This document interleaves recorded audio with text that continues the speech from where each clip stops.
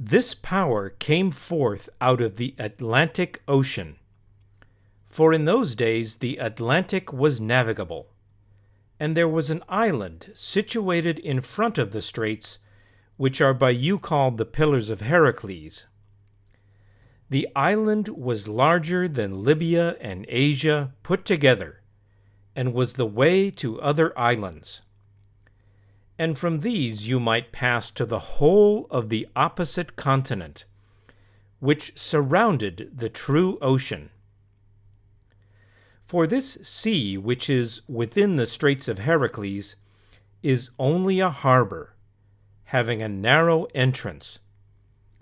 But that other is a real sea, and the surrounding land may be most truly called a boundless continent.